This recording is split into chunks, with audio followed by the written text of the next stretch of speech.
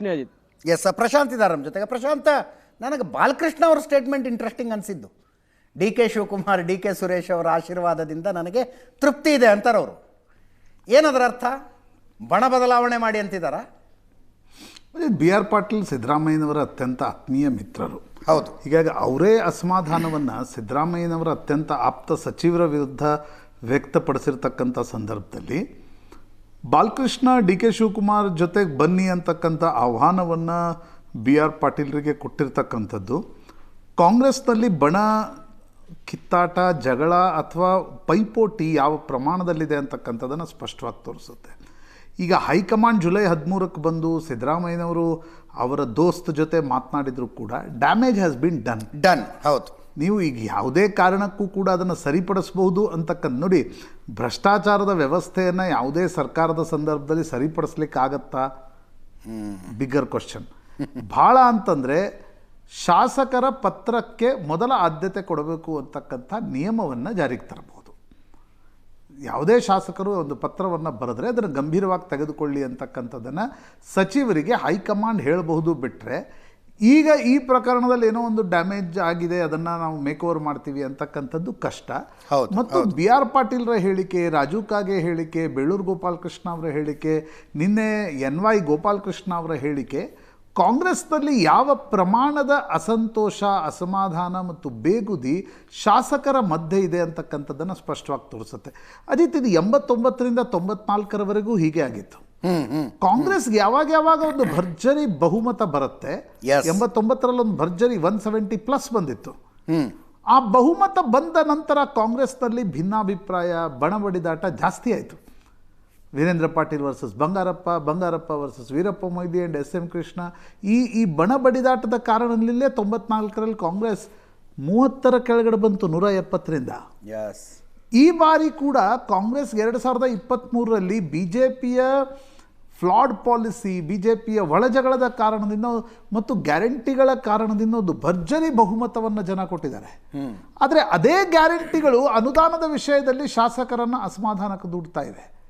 ಅದೇ ಒಂದು ಭರ್ಜರಿ ಬಹುಮತ ಕಾಂಗ್ರೆಸ್ನ ಶಾಸಕರನ್ನ ಸಚಿವರ ಮುಂದೆ ಒಂದು ರೀತಿ ಲಾಚಾರ ಆದಂತೆ ಮಾಡ್ತಾ ಇದೆ. ಯಾವ ಸಚಿವರು ಯಾವ ಶಾಸಕರನ್ನ ಕ್ಯಾರೆ ಅಂತ ಇಲ್ಲ ಅಂತಕ್ಕಂಥದ್ದು ಇವತ್ತು ಬರ್ತಾ ಇದ್ದವರು ಮಾತಲ್ಲ. 2ನೇ ಶಾಸಕಾಂಗ ಪಕ್ಷದ ಸಭೆಯಿಂದಲೇ ಈ ಚರ್ಚೆ ಕಾಂಗ್ರೆಸ್ನ ಒಳಗಡೆ ನಡೀತಾ ಇದೆ. So every one is not happy, ಭಾಳ ಮೇಲ್ನೋಟಕ್ಕೆ ಸ್ಪಷ್ಟವಾಗಿ. ಮತ್ತು ನವೆಂಬರ್ನ ಒಟ್ಟಾರೆ ಆಂಟಿಸಿಪೇಟೆಡ್ ಫೈಟ್ನ ಮಧ್ಯೆ ಈಗ ಶಾಸಕರು ಈ ರೀತಿ ಬಹಿರಂಗ ಅಸಮಾಧಾನವನ್ನು ವ್ಯಕ್ತಪಡಿಸ್ತಾ ಇರತಕ್ಕಂಥದ್ದು ಅದು ಯಾರಿಗೆ ಕೆಟ್ಟ ಹೆಸರು ತರುತ್ತೆ? That is very important here.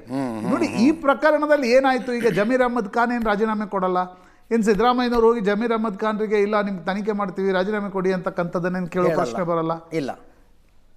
B R ಪಾಟೀಲ್ರು Zameer Ahmed ಖಾನ್ರ ಬಗ್ಗೆ ಏನೊಂದು ಆಡಿಯೋವನ್ನು ಜಮೀರ್ ಅಹ್ಮದ್ ಖಾನ್ ಕಾರ್ಯದರ್ಶಿಗಳ ಜೊತೆ ಬಿಡುಗಡೆ ಮಾಡಿದ್ರು. ಅದು 2-3 ದಿನ ಥ್ರೆಡ್ ಬೇರ್ ಚರ್ಚೆ ಆಗಿದೆ. ಹೌದು. ಅದರ ಡ್ಯಾಮೇಜ್ ಕೂಡ ಆಗಿದೆ. ಕರೆಕ್ಟ್. ಅದನ್ನೇನು ಅಂಡು ಮಾಡ್ಲಿಕ್ಕೆ ಸರ್ಕಾರಕ್ಕೆ ಮತ್ತು ಹೈಕಮಾಂಡ್ಗೆ ಯಾವ ಮಾರ್ಗವೂ ಇಲ್ಲ. ಯಾವ ಮಾರ್ಗವೂ ಇಲ್ಲ. ಡ್ಯಾಮೇಜ್ನ ಪೊಲಿಟಿಕಲ್ ಇಫೆಕ್ಟ್ ಏನು, ಡಾಮಿನೋ ಇಫೆಕ್ಟ್ ಏನು, ದಟ್ ಈಸ್ ವೆರಿ ಇಂಪಾರ್ಟೆಂಟ್. ಈಗ ಇದನ್ನೇನೋ ಸರಿಪಡಿಸ್ಬಿಡ್ತೀವಿ ಅಂತ ನಾಳೆ ಸುರ್ಜೇವಾಲಾ ಬರ್ತಾರೆ ಅಂತ ಅನ್ಕೋಣ. ಹೆಂಗೆ ಸರಿಪಡಿಸ್ತಾರೆ? ಭಾಳ ಅಂತಂದರೆ ಇಲ್ಲಪ್ಪ ಇನ್ನೊಂದು ತಿಂಗಳು ಯಾರೂ ಹೇಳಿಕೆ ಕೊಡಬೇಡಿ. ಈ ಎಕ್ಸಸೈಸನ್ನು ಹೈಕಮಾಂಡ್ ಕಳೆದ 6 ತಿಂಗಳಿಂದ ಮಾಡ್ತಾ ಇದೆ. ಎಷ್ಟು ಸಲ ಮಾಡ್ತು? ರಾಜಣ್ಣ ನೀವು ಹೇಳಿಕೆ ಕೊಡಬೇಡಿ, ಸತೀಶ್ ಜಾರಕಿಹೊಳಿ ನೀವು ಹೇಳಿಕೆ ಕೊಡಬೇಡಿ, ಪರಮೇಶ್ವರ್ ನೀವು ಮಾತಾಡಬೇಡಿ, ಇದನ್ನೆಲ್ಲ ಹೈಕಮಾಂಡ್ ಹೇಳಿತ್ತು. ಶಾಸಕರಿಗೂ ಕೂಡ ಹೇಳಿತ್ತು ದಯವಿಟ್ಟು ಮಾಧ್ಯಮಗಳಿಗೆ ಮಾತಾಡಬೇಡಿ ಅಂತಕ್ಕಂಥದ್ದು. ಹೌದು. ಮತ್ತೆ 2-3 ತಿಂಗಳಲ್ಲಿ ಇದು ಶುರು ಆಯಿತು. ಇದರ ಕ್ರಕ್ಸ್ ಆಫ್ ದ ಮ್ಯಾಟರ್ ನನಗನ್ಸುತ್ತೆ ಅಜಿತ್, ಒಂದು ಬಣದ ಕಿತ್ತಾಟ, ಇನ್ನೊಂದು ಗ್ಯಾರಂಟಿಗಳ ಒತ್ತಡದ ಕಾರಣದಿಂದ ಫೈನಾನ್ಷಿಯಲ್ ಮ್ಯಾನೇಜ್ಮೆಂಟ್ನಲ್ಲಿ ಅಥವಾ ಅಲೋಕೇಶನ್ ಆಫ್ ಫಂಡ್ಸ್ನಲ್ಲಿ ಎಲ್ಲೋ ಒಂದು ಕಡೆ ಸರ್ಕಾರದ ಮೇಲೆ ಒಂದು ದೊಡ್ಡ ಒತ್ತಡ ಬೀಳ್ತಾ ಇದೆ. ಅದನ್ನು ಸರಿಪಡಿಸಲಿಕ್ಕೆ ಸಿದ್ದರಾಮಯ್ಯನವರಂಥ ಅತ್ಯಂತ ನುರಿತ ಚಾಣಾಕ್ಷ ಹಣಕಾಸು ಮಂತ್ರಿಯಿಂದ ಕೂಡ ಸಾಧ್ಯ ಆಗ್ತಾ ಇಲ್ಲ. That is fact of the matter. Yes, there is no way out also. ನಿಶ್ಚಿತವಾಗಿ. ಯಾಕಂದರೆ ನಿಮಗೆ ವರ್ಷಕ್ಕೆ 50,000 ಕೋಟಿ ರೂಪಾಯಿ ನೀವು ಮೊದಲು ಗ್ಯಾರಂಟಿಗಳಿಗೆ ಎತ್ತಿಡ್ಬೇಕು ಹಣ. ಹೌದು. ಆಮೇಲೆ EMI ಆಫ್ ಅವರ್, ನಾವು ಇಂಡಿವಿಜುವಲ್ಸ್ಗೆ ಏನು EMI ಇರುತ್ತಲ್ವಾ, ಆ ರೀತಿಯ EMIಯನ್ನು ಸರ್ಕಾರ ಮೊದಲು ಎತ್ತಿಡಬೇಕಾಗತ್ತೆ 56,000 ಕೋಟಿಯಷ್ಟು ಹಣವನ್ನು. ಹೀಗಿರುವಾಗ ನೀವು 1 ತಿಂಗಳು ಲೇಟ್ ಮಾಡಿದರೆ ಮಾಧ್ಯಮಗಳಲ್ಲಿ ಸುದ್ದಿ ಆಗುತ್ತೆ. ಹೌದು, ಗೃಹಲಕ್ಷ್ಮಿ ಹಣ ಕೊಡ್ತಾ ಇಲ್ಲ, ವಿದ್ಯುತ್ ಕಂಪನಿಗಳು ದಿವಾಳಿ ಹೇಳ್ತಾ ಇವೆ, ಸಾರಿಗೆ ಕಂಪನಿಗಳ ಪರಿಸ್ಥಿತಿ ಏನು. ಹೀಗಿರುವಾಗ ನೀವು ಅಭಿವೃದ್ಧಿಗೆ ಅನುದಾನ ಕೊಡ್ಲಿಕ್ಕೆ ಸಾಧ್ಯ ಆಗ್ತಾ ಇಲ್ಲ. ನೋಡಿ, ಕಾಂಗ್ರೆಸ್ ಹೈಕಮಾಂಡ್ ಒಂದು ವೇಳೆ ಇದನ್ನೇನಾದರೂ ಡ್ಯಾಮೇಜ್ ಕಂಟ್ರೋಲ್ ಮಾಡಬೇಕು ಅಂತಾದರೆ ಇದಕ್ಕೊಂದು ವೇಔಟನ್ನು ಕಂಡು ಹಿಡಿಬೇಕಾಗತ್ತೆ ಅಜಿತ್. ಯಾಕಂದರೆ ಇನ್ನೂ 3 ವರ್ಷಗಳ ಕಾಲ ನೀವು ಅಧಿಕಾರವನ್ನು ನಡೆಸಬೇಕು. ಇದು ಹಿಂಗಲ್ಲ. ಈಗ ಸಿದ್ದರಾಮಯ್ಯ ಇದ್ದಾಗ ಕಷ್ಟ ಆಗ್ತಾ ಇದೆ, ನಾಳೆ DK ಶಿವಕುಮಾರ್ ಬಂದರು, ಪರಮೇಶ್ವರ್ ಬಂದರು, ಮಲ್ಲಿಕಾರ್ಜುನ್ ಖರ್ಗೆ ಬಂದರು, ಅವ್ರು ಸರಿ ಮಾಡಿಬಿಡ್ತಾರೆ. ಹಾಗಿಲ್ಲ.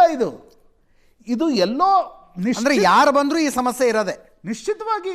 ಹೌದು, ನೀವು ಯಾರು ಬಂದರೂ ಕೂಡ ಈ ಸಮಸ್ಯೆಯನ್ನು ಎದುರಿಸಬೇಕಾಗತ್ತೆ. ಕರ್ನಾಟಕದ ಶಾಸಕರು 2 ವರ್ಷದಿಂದ, ವಿಪಕ್ಷಗಳ ಶಾಸಕರು ಪ್ರತಿ ಸರ್ಕಾರ ಇದ್ದಾಗ ಹೇಳ್ತಾರೆ ಬಿಡಿ ನಮ್ಗೆ ಅನುದಾನ ಬಂದಿಲ್ಲ ಅಂತ. ಆದರೆ ಸರ್ಕಾರದ ಆಡಳಿತ ಪಕ್ಷದಲ್ಲಿರ್ತಕ್ಕಂಥ ಶಾಸಕರು ನಮ್ಗೆ ಅನುದಾನ ಬಂದಿಲ್ಲ, ವರ್ಕ್ ಆರ್ಡರ್ ಸಿಗ್ತಾ ಇಲ್ಲ. ನೀವು ಎಷ್ಟೇ ಸಚಿವಾಕಾಂಕ್ಷಿ ಇರಲಿ ಅಜಿತ್, ಎಷ್ಟೇ ಆಕಾಂಕ್ಷಿ ನಾವು ಸಚಿವರಾಗಬೇಕು ಅಂತಕ್ಕಂಥದ್ದಿರಲಿ, ಬಟ್ ಅವ್ರು ಏನನ್ನೋ ಹೇಳಲಿಕ್ಕೆ ಬಯಸ್ತಾ ಇದ್ದಾರಲ್ವ ಶಾಸಕರು. ಈಗ BR ಪಾಟೀಲ್ರಂಥ ಒಬ್ಬ ಹಿರಿಯ ಶಾಸಕ ಇದನ್ನು ಹೇಳ್ತಿದ್ದಾರೆ, ರಾಯರೆಡ್ಡಿ ಹೇಳ್ತಿದ್ದಾರೆ, ಹಿಂದೆ ಅನೇಕ ಬೇರೆ ಬೇರೆ ಶಾಸಕರು ಹೇಳ್ತಿದ್ದಾರೆ. ಅಂತಂದರೆ they must be facing some lot of problems regarding allocation of funds. Yes, ಪ್ರಾಯಶಃ ಇದನ್ನು ಸರ್ಕಾರ ಮತ್ತು ಕಾಂಗ್ರೆಸ್ ಹೈಕಮಾಂಡ್ ಹೆಂಗೆ ಸರಿಪಡಿಸುತ್ತೆ, ದಟ್ ಈಸ್ ವೆರಿ ಇಂಪಾರ್ಟೆಂಟ್. ನೀವು ವಿಪಕ್ಷಗಳ ಆರೋಪ ಒಂದು ಒಟ್ಟಿಗೆ ಪಕ್ಕಕ್ಕಿಟ್ಬಿಡೋಣ. ಯಾವುದೇ ಸರ್ಕಾರ ಇದ್ರೂ ವಿಪಕ್ಷಗಳ ಆರೋಪ ಮಾಡ್ತವೆ, ಬಟ್ ಈ ಸಮಸ್ಯೆಯನ್ನು ಹೆಂಗೆ ಸಾಲ್ವ್ ಮಾಡುತ್ತೆ ಸರ್ಕಾರ ಮತ್ತು ಪಕ್ಷ, ಅದು ಮುಂದಿನ 3 ವರ್ಷಗಳ ನಿಮಗೆ ಭವಿಷ್ಯದ. ಮಾರುತೇಶ್ ಕರೆಕ್ಟ್ ಅದ. ಅಂದರೆ ರಣದೀಪ್ ಸಿಂಗ್ ಸುರ್ಜೇವಾಲಾ 13ನೇ ತಾರೀಕು ಬಂದರೂ ಯಾರು ಮಾತಾಡಬೇಡಿ ಸುಮ್ಮನಿರಿ ಅನ್ನಬಹುದು, ಅನುದಾನ ಕೊಡ್ಸೋಕ್ಕಾಗಲ್ಲ.